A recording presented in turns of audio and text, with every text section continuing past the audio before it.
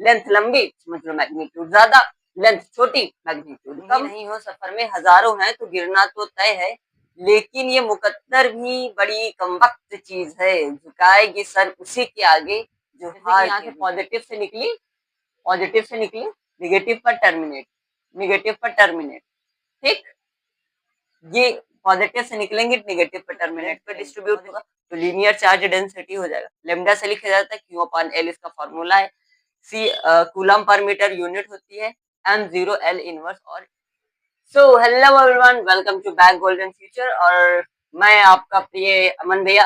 तो आज की वीडियो थोड़ा सा लेट में पड़ी हुई है क्योंकि अभी बीच में कुछ दिन में वीडियो नहीं डाल पा रहा था ना, तो 12th का कंटेंट थोड़ा सा छूट गया था। तो अपना लास्ट टॉपिक इलेक्ट्रिक फील्ड चल रहा था ना, तो उसके आगे के लेक्चर्स आ चुके हैं, और इस लेक्चर में हम लोग बात कर रहे होंगे super position of electric field की, और इलेक्ट्रिक फील्ड लाइंस की बात करेंगे, और साथ ही साथ में हम लोग इस बात में बारे में भी बात करेंगे डेंसिटी के बारे में, यानी कि चार्ज डेंसिटी के बारे में भी हम लोग बात करेंगे। तो चलिए टाइम न वेस्ट करते हुए लेक्चर को स्टार्ट करते हैं। तो लेट्स बिगिन। तो यहाँ नाम डाल लीजिए। पहले हम देखने वाले हैं super position of electric field. Super principle of super position, सही से नाम डाल लो, इलेक्ट्रिक, अरे दिख रहा है, electric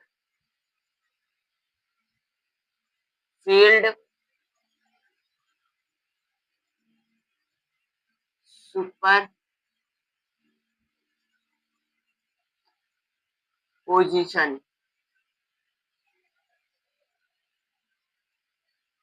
principal. Superposition principle क्या कहते हैं, आज इस बारे में थोड़ा सा हम चर्चा करेंगे। देखो सुपर पोजिशन प्रिंसिपल कुछ नहीं कहता, जैसे कि वो आपको फोर्स पढ़ाया था ना मैंने, कूलम्स का नियम, उसमें सुपर पोजिशन प्रिंसिपल था। ऐसे ही सेम एज सेम इसमें भी सुपर पोजिशन प्रिंसिपल है। कुछ ज्यादा कुछ नहीं, बस क्या होगा कि अलग अलग चार्ज रखे होंगे, उनसे अलग अलग इलेक्ट्रिक फील्ड निकल रही होंगी, और उनको टोटल करके बताना है कि कितना आएगा। फॉर एग्जाम्पल देखो, समझो समझो बहुत अच्छा है समझना ध्यान से। मान लो एक चार्ज ये रखा है Q1, फिर ये चार्ज रखा Q2, फिर ये चार्ज रखा Q3, Q4 रखा, Q5 रखा, है ना, और ये Q नेट रखा। अब यहाँ सब पे इलेक्ट्रिक फील्ड निकल रही होंगी कि नहीं निकल रही होंगी, तो सब पे इलेक्ट्रिक फील्ड निकल रही होंगी, है ना भैया। सब पे इलेक्ट्रिक फील्ड ऐसे ऐसे निकल रही होंगी इलेक्ट्रिक फील्ड, है ना,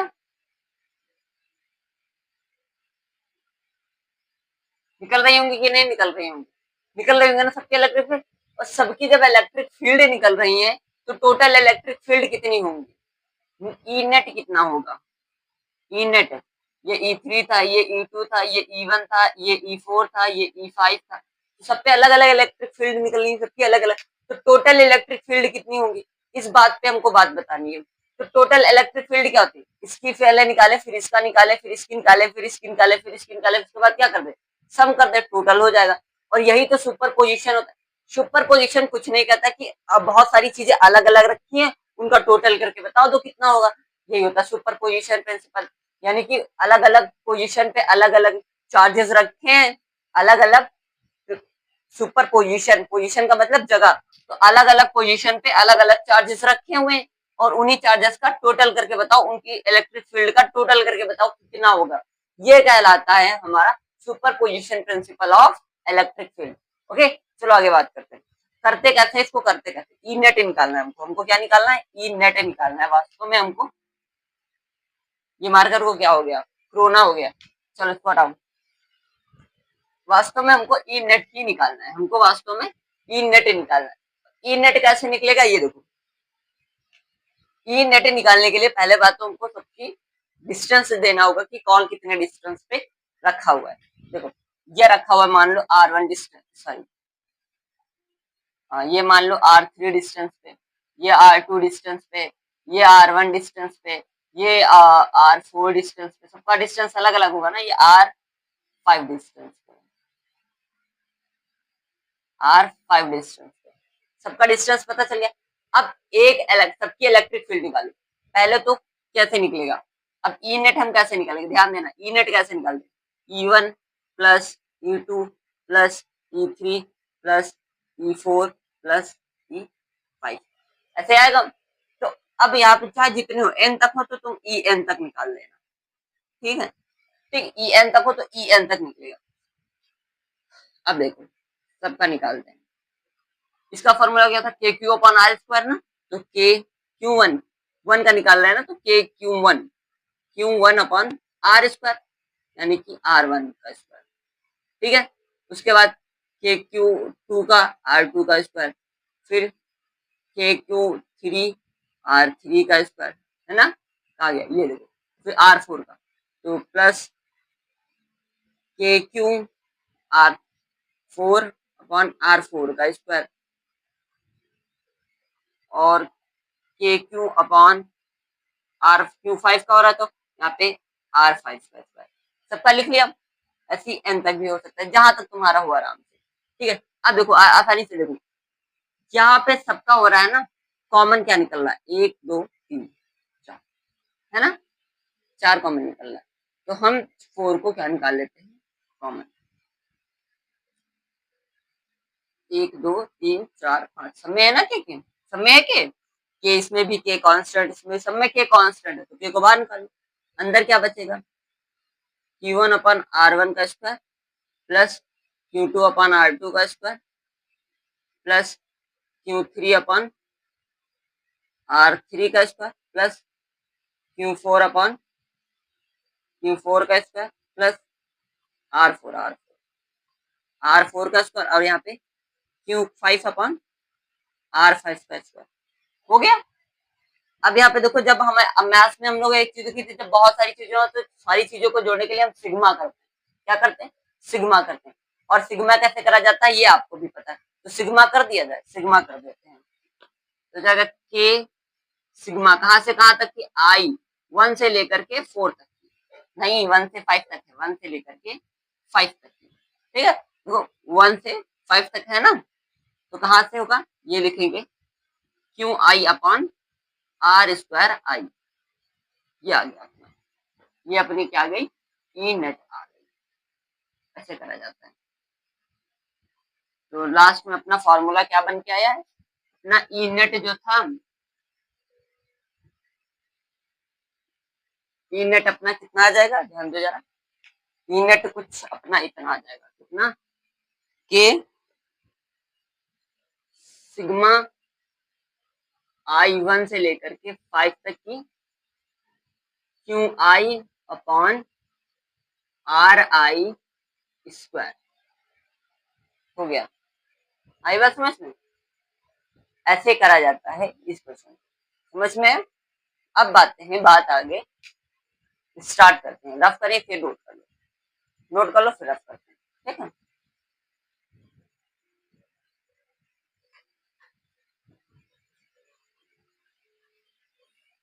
रफ करें,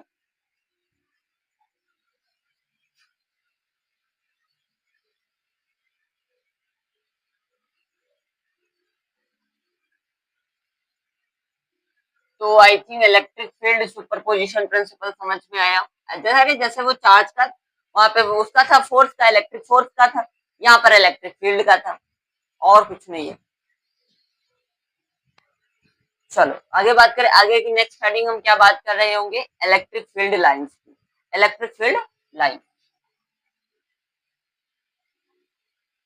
इलेक्ट्रिक फील्ड लाइन। अब देखो इलेक्ट्रिक फील्ड लाइंस क्या होता है, बहुत आसान बात है, इलेक्ट्रिक फील्ड लाइंस किसे कहेंगे, अब तुम मेरे को बताओ इलेक्ट्रिक फील्ड लाइंस क्या कहेंगे, फील्ड में जो लाइंस होती है उसी फील्ड लाइंस की कहा जाता है, इलेक्ट्रिक को हटा दो, रिमूव द इलेक्ट्रिक, इलेक्ट्रिक को हटा दो, आपके पास केवल है electric field line, field line, समझना, समझाने के लिए करो, तो आपके पास बचा खाली फील्ड लाइन, आपके पास क्या है, फील्ड लाइन। अब इस फील्ड लाइन से आप क्या समझते हैं, अगर मैं कहूँ फील्ड लाइन, क्या कहोगे, आप कहोगे भैया एक फील्ड है, उसमें बहुत सेंटर से जो लाइनें निकल रही हैं ये फील्ड लाइंस हैं, ये फील्ड लाइंस हैं, ये एक फील्ड है और फील्ड से जो लाइनें निकल रही हैं ये फील्ड लाइंस है, ये फील्ड है और ये इस फील्ड की फील्ड लाइंस है, फील्ड लाइंस है। यही तो बताओगे, ये फील्ड है और ये इससे लाइन से निकल रही फील्ड लाइंस है, बताओगे तो यही। अब अगर मैं बात करूं इलेक्ट्रिक जोड़ दो इसमें, इलेक्ट्रिक जोड़ दो, मैंने जोड़ दिया इसमें इलेक्ट्रिक, मैंने जोड़ दिया इसमें इलेक्ट्रिक, मैंने इसमें जोड़ दिया इलेक्ट्रिक। आई बात समझ में? तो इलेक्ट्रिक क्या हो गया, तो क्या हुआ भैया, हम इलेक्ट्रिक फील्ड बनाएंगे, इलेक्ट्रिक फील्ड की लाइंस को बता देंगे। इलेक्ट्रिक फील्ड बनाया, इलेक्ट्रिक फील्ड कैसे बनती है सबको पता है, एक चार्ज, उससे निकल रही है फील्ड, है ना, बताया था, ये चार्ज उससे निकल रही है यूं फील्ड, है ना, याद है, ये चार्ज था हमारा, उससे यूं फील्ड निकल रही थी यूं, चक चक, अपने चारों तरफ कोई एरिया जनरेट कर रही थी, है ना, area generated by a charge is called electric field. तो ये अपने चारों तरफ क्या करेगा, एक एरिया जनरेट करेगा, तो ये अपने चारों तरफ एक एरिया जनरेट करेगा, ये अपने चारों तरफ एक एरिया जनरेट करेगा। अब ये एरिया कैसा है, एरिया कैसा है, इसके जो एरिया है, क्या ये इसके बीच की जो लाइन थे वो ऐसे थे, क्या इसका एरिया यूं यूं यूं यूं यूं गोल गोल घूम उसमें, ऐसे तो हो नहीं सकता। अब क्या इसकी लाइनें सीधी सीधी हैं, इसके बीच का जो एरिया है इनके इस फील्ड की लाइनें सीधी सीधी हैं या ऐसे घूम करके हैं या फिर कर्व हैं, कैसी हैं, ये चीज है इलेक्ट्रिक फील्ड लाइन्स। तो इनके जो इस ये जो इलेक्ट्रिक फील्ड है ना, ये जो इलेक्ट्रिक फील्ड है, इलेक्ट्रिक फील्ड, इसमें लाइन्स, इसमें क्या होती है, लाइन्स होती हैं, इस इलेक्ट्रिक फील्ड में क्या होती है, लाइन्स होती हैं। अब ये लाइन्स कैसी दिखाई देती है, देखो मैं तुमको दिखा रहा हूँ, ये कुछ ऐसे दिखाई देती है, ये इलेक्ट्रिक फील्ड लाइन्स ऐसी दिखाई देती है,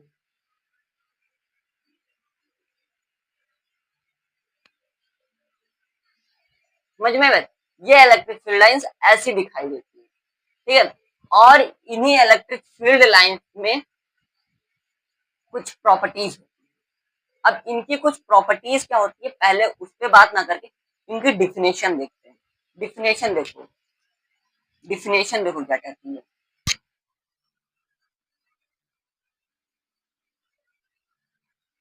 डिफिनेशन कुछ इस प्रकार कहती है, डिफिनेशन कहती है हमारी,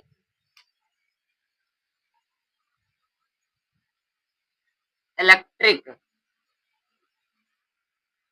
field lines are those imaginary curve, those imaginary curve which defines the magnitude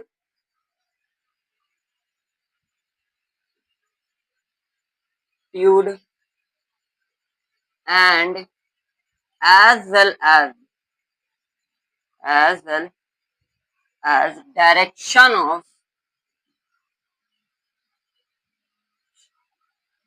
of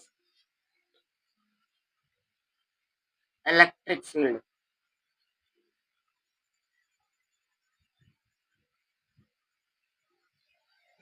ये डिफिनेशन पेपर में लिख के आओगे, फुल नंबर देंगे, ठीक है। देखो कह रहे हैं कि इलेक्ट्रिक फील्ड लाइंस, ये जो इलेक्ट्रिक फील्ड लाइंस हैं, आर दोज इमेजिनरी कर्व, ये इमेजिनरी कर्व हैं, ये वास्तव में है नहीं, हमने इमेजिन करा है कि इनकी फील्ड की ऐसी कर्व होंगी, हमने इमेजिन करा है। अब मान लो कि कहा जाता है ना कि एयर ऐसे चलती है, एयर सीधी है, अब एयर है, हमने इमेजिन करा है, एयर है वास्तव में, लेकिन एयर कैसे जा रही है इमेजिन कर रहे हैं, अब कैसी भी जा रही है हमें नहीं पता। अब चार्ज कैसे भी आ रहा है, ऐसे ऐसे घूम घूम के आ रहा है, नागिन बन के आ रहा है या डांस करते हुए आ रहा है, हमें क्या पता है, हमने इमेजिन करा है कि एक सीधी कर्व में आ रहा है, हमने इमेजिन करा वो एक सीधी रेखा में एक सीधे कर्व में आ रहा है। तो इसी तरीके से चार्ज में जो इलेक्ट्रिक फील्ड है, इनके बीच में हमने इमेजिन कर दिया ये कर्व में है, हमने इमेजिन कर लिया जो इलेक्ट्रिक फील्ड है वो कर्व में है, बस। तो कहा electric field are those imaginary curve, यानी कि इलेक्ट्रिक फील्ड वो इमेजिनरी कर्व है विच डिफाइंस द मैग्नीट्यूड, जो कि मैग्नीट्यूड को बताती हैं, साथ ही में as well as direction of electric field. ये एक ऐसी इमेजिनरी कर्व है जो कि इलेक्ट्रिक फील्ड की मैग्नीट्यूड को भी बताती हैं और साथ में ये भी बताती हैं कि किस डायरेक्शन में इलेक्ट्रिक फील्ड जा रही है। ये दोनों चीजों को बताता है हमारा इलेक्ट्रिक फील्ड लाइन। समझ में आई बात? फॉर एग्जाम्पल, अब मैं तुमको समझाने की कोशिश अच्छे से करता हूँ। देखो, ये जो स्ट्रेंथ है, स्ट्रेंथ प्रॉपर्टीज देखो, पहले प्रॉपर्टीज देखोगे तो समझ में आएगा। प्रॉपर्टीज प्रॉपर्टीज देखो, property number 1, length of the line,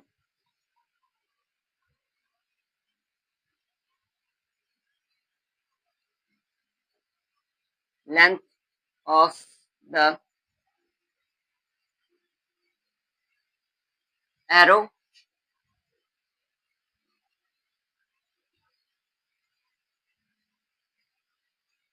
defines the magnitude of the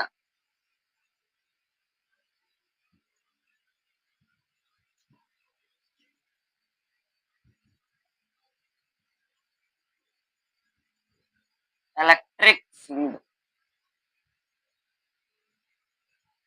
यानी देखो, साफ शब्द मैंने लिख दिया था, लेंथ ऑफ द एरो, यानी कि एरो जितनी बड़ी होगी, जितनी बड़ी एरो होगी, length of the arrow defines the magnitude of the electric field, यानी कि एरो की जितनी बड़ी लेंथ होगी वो बताती है कि कितनी ज्यादा इलेक्ट्रिक फील्ड क्या मैग्नीट्यूड है। अब सोचो, मैग्नीट्यूड ज्यादा होगा तभी तो लेंथ ज्यादा लंबी होगी, अगर मैग्नीट्यूड ही कम होगा तो लेंथ भी कम होगी। ऑब्वियसली सी बात है, यही चीज यहाँ बता के रखी थी। लेंथ लंबी मतलब मैग्नीट्यूड ज्यादा, लेंथ छोटी मैग्नीट्यूड कम, बस बात खत्म। समझ में आया? यानी कि अगर इलेक्ट्रिक फील्ड की जो एरो है उसकी लेंथ छोटी होगी तो मैग्नीट्यूड भी इतना ही होगा, अगर लेंथ बड़ी होगी तो मैग्नीट्यूड बड़ा होगा। है ना? समझ में आ गई बात? आगे बात करते हैं। देखो दूसरा, ब्लैक ब्लू चलते, मजा आ रहा है ना ब्लू से। देखो,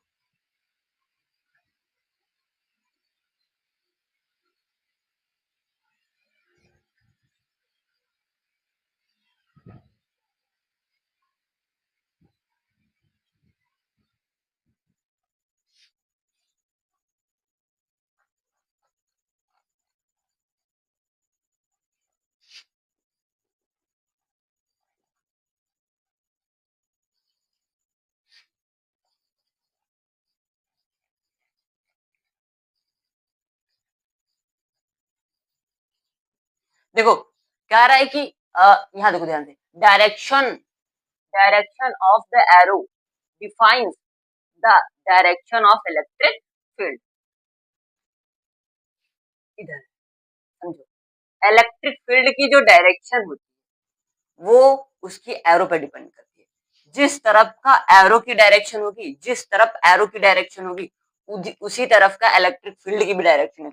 फॉर एग्जाम्पल देखो, क्यू प्लस, यानी कि क्यू प्लस चार्ज में क्या है कि जो एरो की डायरेक्शन है वो आउटवर्ड दिखा रही है ना, जो एरो की डायरेक्शन है वो outward of the two the charge दिखा रही है। तो इसका मतलब इलेक्ट्रिक फील्ड भी जो है आउटवर्ड टू द चार्ज है, आउटवर्ड है ना, प्लस चार्ज के आउटवर्ड है।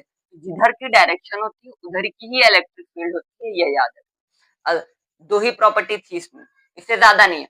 मैग्नीट्यूड किस पे डिपेंड करता है? लेंथ ऑफ एरो पे। डायरेक्शन किस पे डिपेंड करती है? डायरेक्शन ऑफ एरो पे।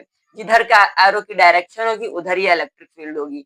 और दूसरी बात क्या थी हमारी, अगर इलेक्ट्रिक फील्ड लाइन ज्यादा बड़ी है तो मैग्नीट्यूड बड़ा होगा, अगर इलेक्ट्रिक फील्ड लाइन छोटी है तो मैग्नीट्यूड छोटा होगा। एरो जितनी बड़ी होगी उतना ही बड़ा मैग्नीट्यूड होगा।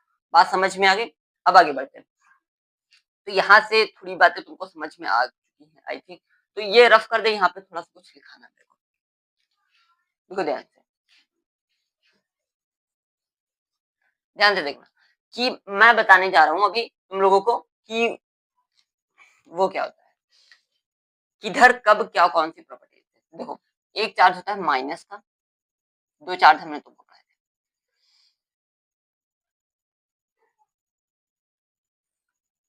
Direction of electric field,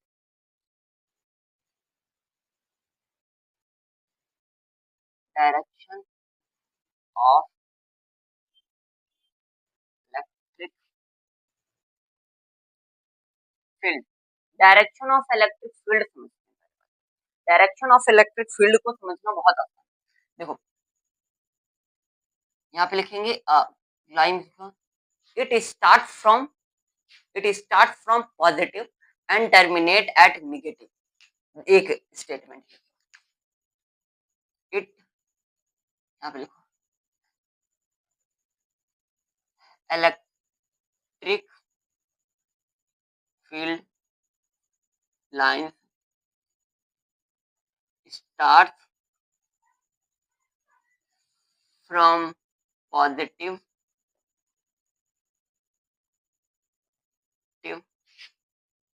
and terminate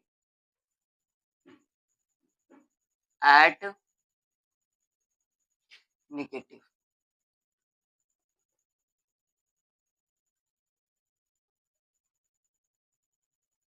क्या हो रहा है? ओके,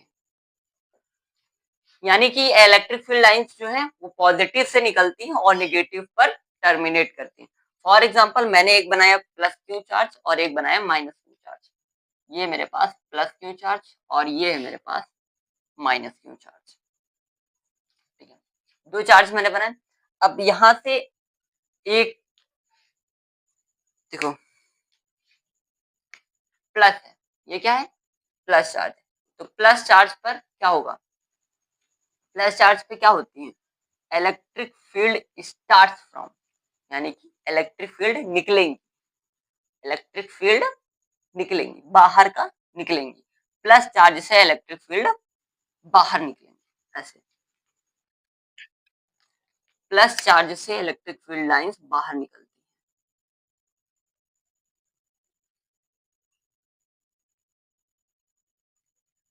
है। एंड टर्मिनेट्स एट नेगेटिव, और कहाँ आके मिलती हैं, निगेटिव पे, निगेटिव में आकर के मिल जाएंगी। तो नेगेटिव में आकर के मिल जाएगी,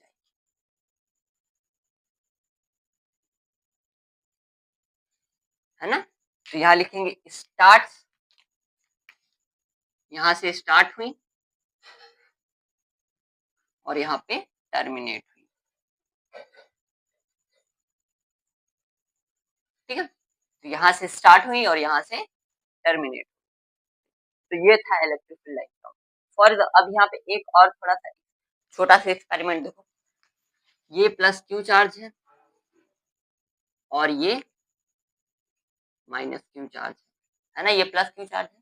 एक ये स्टेटमेंट देख लो ध्यान से, और इधर भी देख लो, ये प्लस क्यू और ये माइनस क्यू, और ये प्लस क्यू और ये प्लस क्यू। यहाँ मैंने रखे अपोजिट चार्जेस और यहाँ रखे सेम चार्जेस। तो अब इन पे कैसा इलेक्ट्रिक फील्ड कैसी लगेगी, देखो ध्यान से। इलेक्ट्रिक फील्ड सेम ऐसे देखो, जैसे यहाँ पे निकला, यहाँ से निकलेंगी, पॉजिटिव से निकलेंगी और निगेटिव में टर्मिनेट करेंगी। पॉजिटिव से निकले और निगेटिव पर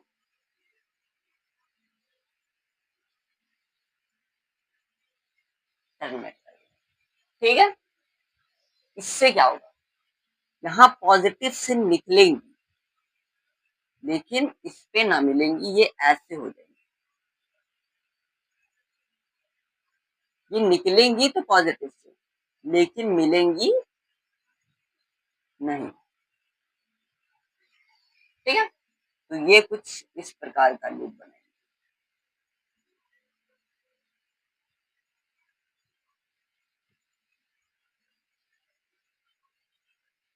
आई थिंक अच्छे से आ गया होगा। ये पॉजिटिव से निकलेंगी तो लेकिन मिलेंगी निगेटिव में ही। अगर कोई आता है तो ऐसे यूं गई, देखो जैसे मान लो ये पॉजिटिव पॉजिटिव है, तो भाई मुझे निगेटिव में जाना है, नहीं नहीं ये निगेटिव पॉजिटिव उधर चलिए, मुझे निगेटिव में जाना है लेकिन इधर पॉजिटिव है, तो ये ऐसे चलेगा, इधर हाँ है नेगेटिव आ गए, है नेगेटिव। ठीक है, आई बात समझ में। एक थर्ड पॉइंट, एक थर्ड पॉइंट लिख लो और इसके बाद इलेक्ट्रिक फील्ड लाइन को खत्म करते हैं।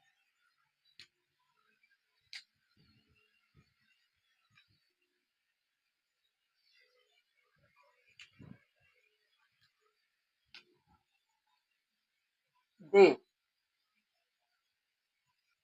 Do not make the close loop, close loop as magnet. ये पॉजिटिव से निगेटिव की तरफ जाती तो है, लेकिन ये मैग्नेट के जैसे इनसाइड नहीं जाती, यानी कि ये कभी भी क्लोज लूप नहीं बनाती, इनसाइड द मैग्नेट वो काम नहीं करती, ये याद रखिएगा। ठीक है, तो ये कभी भी एक बार फटाफट से रिवाइज करते हैं, देखो ध्यान से। इलेक्ट्रिक फील्ड लाइंस क्या होती है? इलेक्ट्रिक फील्ड लाइंस एक इमेजिनरी कर्व है जो कि डायरेक्शन ऑफ इलेक्ट्रिक फील्ड और मैग्नीट्यूड ऑफ इलेक्ट्रिक फील्ड को डिफाइन करती है। ओके, प्रॉपर्टी नंबर 1 क्या थी भाई? Length of the arrow defines the magnitude of electric field, यानी कि एरो की जो लेंथ होती है वो डिफाइन करती है magnitude of the electric field को। Direction of arrow defines the direction of electric field, arrow की जो डायरेक्शन होती है वो डिफाइन करती है इलेक्ट्रिक फील्ड लाइन की डायरेक्शन को। उसके बाद they do not form the close loop as magnet, वो मैग्नेट के जैसे इलेक्ट्रिक फील्ड लाइंस मैग्नेट के जैसे क्लोज लूप नहीं बनाती है। उसके बाद ये पॉइंट था हमारा, electric field lines start from positive and terminate at negative. ये इलेक्ट्रिक फील्ड लाइंस पॉजिटिव से निकलती है, नेगेटिव पर टर्मिनेट कर जाती है। जैसे कि यहाँ से पॉजिटिव से निकली निगेटिव पर टर्मिनेट, निगेटिव पर टर्मिनेट। ठीक, ये पॉजिटिव से निकलेंगे निगेटिव पर टर्मिनेट करेंगे, पॉजिटिव से निकली निगेटिव पर टर्मिनेट, पॉजिटिव से निकली निगेटिव पर टर्मिनेट। यहाँ देखो, पॉजिटिव से निकली पॉजिटिव मिल गया तो रिपल कर दिया, रिपल कर दिया, रिपल कर दिया, पॉजिटिव निगेटिव में जाएंगे, है ना? आई बात समझ में? पॉजिटिव पॉजिटिव होंगे तो मिल ही नहीं सकती है किसी भी हालत में, ये बात याद रखिएगा। ठीक है, तो आगे स्टार्ट करते हैं।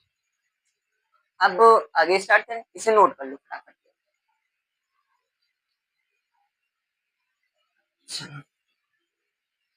थोड़ा सा टफ लग रहा होगा क्योंकि बता दे बेटा कि तुम ही नहीं हो सफर में हजारों हैं, तुम ही नहीं हो सफर में हजारों हैं तो गिरना तो तय है, तुम ही नहीं हो सफर में हजारों हैं तो गिरना तो तय है, लेकिन ये मुकद्दर भी बड़ी कमबख्त चीज है, झुकाएगी सर उसी के आगे जो हार के भी जीतेगा।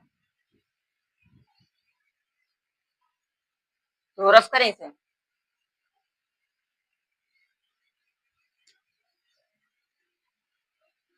बच्चे कहते हैं मोटिवेट कर दो सर, है ना? बच्चे कहते हैं मोटिवेट कर दो सर, लेकिन बच्चे तुमको पता है मोटिवेशन ना सबसे बड़ा यही होता है कि तुम एक बार अपने मम्मी पापा का चेहरा देख लो, what they expect from you, वो आपसे क्या चाहते हैं, वो उन्हें दे दिया ना उससे, और उस वो जो चाह रहे हैं तुमसे, अगर वो देने की तुम्हारे अंदर चाहत है और उसकी जुनून की आग तुम्हारे अंदर धड़क रही है कि मम्मी पापा मेरे से ये चाहते हैं तो मैं उनको ये दूंगा, उस दिन तुम्हें मोटिवेशन की जरूरत ही नहीं पड़ती। मोटिवेशन कहीं से नहीं आता, मोटिवेशन हमारे अंदर ही होता है, लेकिन हमें क्या होता है कि 2 दिन का कोई सर आए उन्होंने मोटिवेशन दिया, हम 2 दिन तक 1 दिन तक बड़े रगड़ के पढ़े, उसके बाद फिर वही। मोटिवेशन कहीं से नहीं आता है, मोटिवेशन रियल मोटिवेशन वही होता है। ठीक है, तो चलो आगे बात करते हैं, चार्ज डेंसिटी पे बात कर लेते हैं, लास्ट टॉपिक जो हमारा बचा इस लेक्चर का, चार्ज डेंसिटी।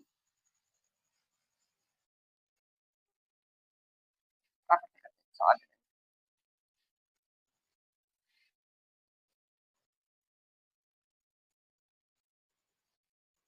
देखो charge density,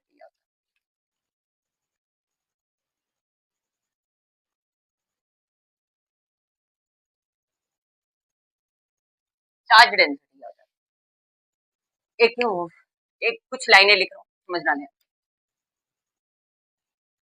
due to continuous charge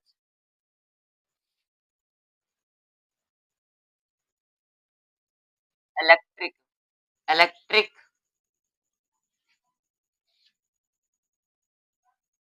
field can be obtained in terms of charge density.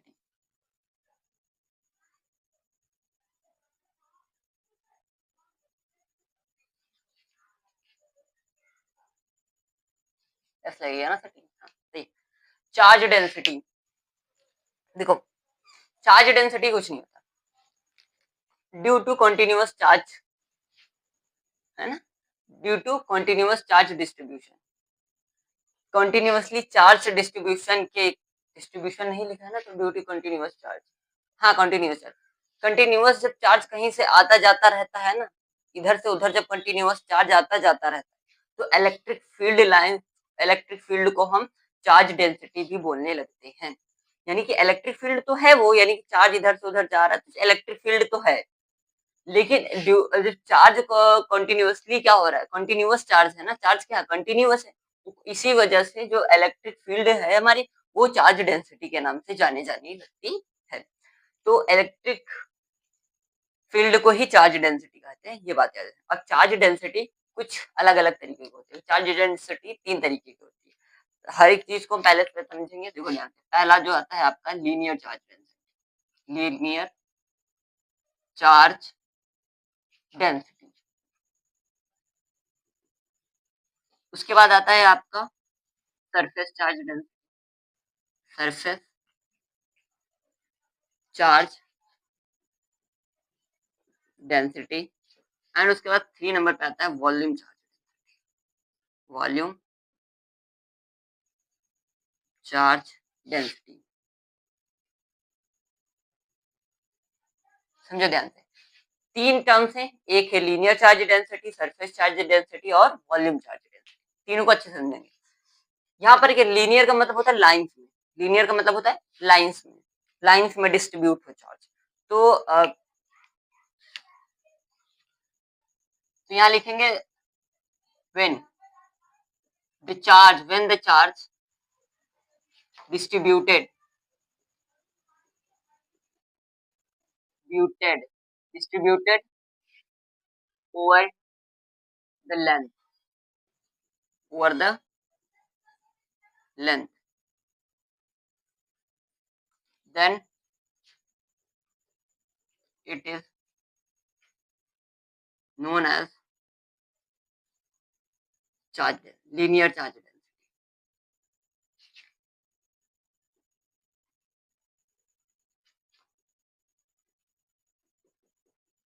जब चार्ज बेटा क्या होता है, एक लेंथ में डिस्ट्रीब्यूट, ये मान लो लेंथ है, ये मैंने मार्कर लिया, अब ये एक मार्कर एक लेंथ है कि नहीं, लेंथ है ना, एक लेंथ। अब इस लेंथ में अगर चार्ज डिस्ट्रीब्यूट होगा, इस लेंथ में जो चार्ज डिस्ट्रीब्यूट होगा उसे हम कहेंगे लीनियर चार्ज डिस्ट्रीब्यूशन, यानी लीनियर चार्ज डेंसिटी। ठीक है, इस लेंथ ओवर द लेंथ, यानी कि लेंथ पर अगर चार्ज डिस्ट्रीब्यूट है तो उसे कहेंगे लीनियर चार्ज डेंसिटी। ठीक है, और लीनियर चार्ज डेंसिटी को क्या कहा, किससे लिखा जाता है, लीनियर चार्ज डेंसिटी को लिखा जाता है लैम्डा से। किससे लिखा जाता है, लैम्डा से इसे डिनोट करा जाता है।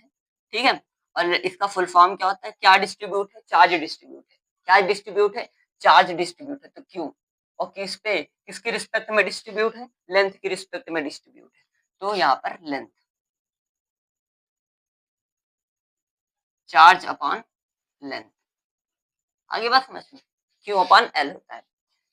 यूनिट क्या होगी हमारी चार्ज की, कूलम पर मीटर।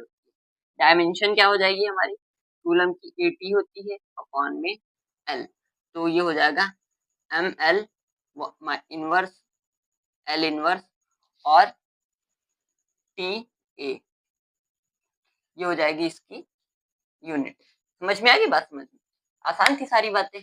ये डिनोट करा, इससे डिनोट करा जाता है, इससे डिनोट करा जाता है, ये फॉर्मूला है, और ये है हमारा यूनिट, और ये है हमारी डायमेंशन, ये हमारी dimension.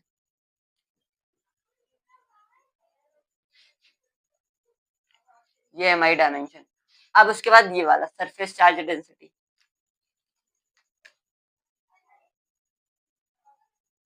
when the charge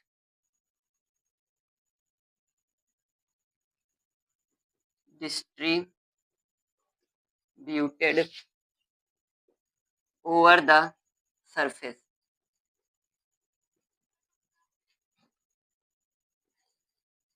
then it then it known as then it is known as surface charge density.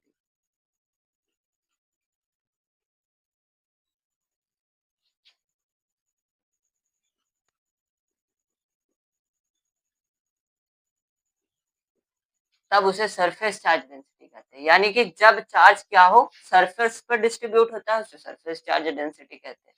When the charge is distributed over the surface, जब चार्ज क्या हो, सरफेस पर डिस्ट्रीब्यूट हो, उसे सरफेस चार्ज डेंसिटी कहते हैं।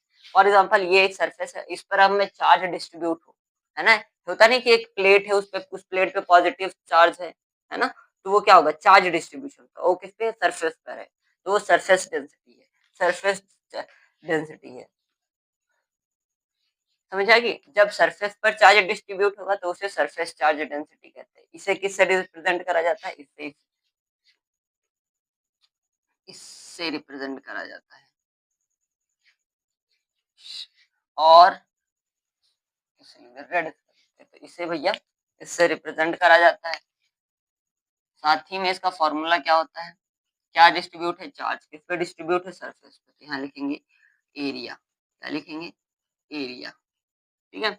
Unit क्या हो जाएगी, कूलम, एरिया की मीटर स्क्वायर, डायमेंशन क्या हो जाएगी फिर इसकी, इसकी 80 होगी, और इसकी अपॉन में क्या हो जाएगी, एल स्क्वायर, तो ये हो जाएगा m0l-2 और टी ई, ये डायमेंशन, इससे डिनोट करा जाता है, ये फॉर्मूला है, ये यूनिट है, ये डायमेंशन है। आगे बात समझ में। अब आगे देखो, volume charge density, volume charge भी आसान है। When the charge distributed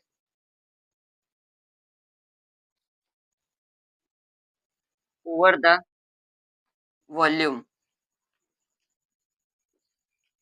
then it is known as volume charge density, volume charge density। यानी कि जब हमारा चार्ज क्या हो, वॉल्यूम पे डिस्ट्रीब्यूट हो, वॉल्यूम यानी कि फॉर एग्जांपल एक हिसाब से ये मार्कर है, इस मार्कर के अंदर कोई ना कोई वॉल्यूम होगा, और इस वॉल्यूम में जब चार्ज भरा हो, इस वॉल्यूम में जब चार्ज भरा होगा तो वो कहलाएगा वॉल्यूम चार्ज डेंसिटी। उसे कहा से लिखा जाता है, उसे लिखा जाता है रो से, उसे कहा से लिखा जाता है, रो से लिखा जाता है, ये होता है उसका, उसे रो से लिखा जाता है। फॉर्मूला क्या हो जाता है इसका, क्यू अपॉन वॉल्यूम, क्योंकि वॉल्यूम पे डिस्ट्रीब्यूट है, और यूनिट क्या हो जाएगी इसकी, कूलम, और वॉल्यूम की मीटर क्यूब, और डायमेंशन इसकी क्या हो जाएगी, ऊपर 80, नीचे एल क्यूब, तो हो जाएगा m0, m कुछ है नहीं तो l-3 हो जाएगा, t है और a, ये इसकी यूनिट हो जाएगी। फटाफट से एक बार रिवाइज करते हैं। चार्ज डेंसिटी क्या होता है, अगर चार्ज अगर जो हमारा चार्ज है ना वो कंटिन्यूअस है तो उसकी इलेक्ट्रिक फील्ड को ही चार्ज डेंसिटी कह दिया जाता है।